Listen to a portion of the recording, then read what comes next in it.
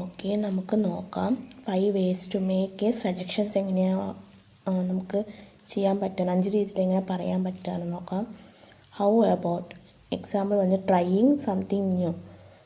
Y don't you example talk to your boss. Maybe we should example do more research.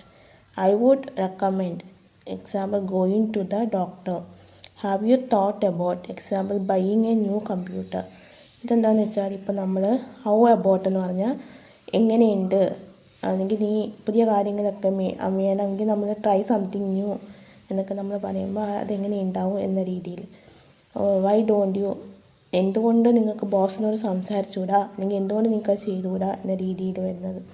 May be we should നമ്മൾ ചിലപ്പോൾ research ചെയ്യണം, അല്ലെങ്കിൽ നമ്മൾ കണ്ടുപിടിക്കണം എന്ന രീതിയിൽ. ഐ വുഡ് റെക്കമെൻഡ് എനിക്ക് റെക്കമെൻഡ് ചെയ്യണം. ഡോക്ടറെ അടുത്ത് ഞാൻ പറയാം, അല്ലെങ്കിൽ ഞാൻ ജോലിക്ക് വേണ്ടിയിട്ട് ആരെങ്കിലും ബോസിനോട് പറയാം എന്ന രീതിയിൽ.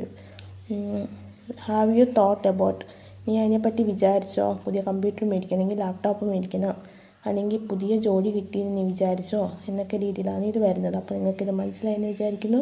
സോ അപ്പോൾ അത്രയേ ഉള്ളൂ ഗായ്സ്. നമുക്ക് എന്തായാലും അടുത്ത ക്ലാസ്സിൽ കാണാം. Bye guys.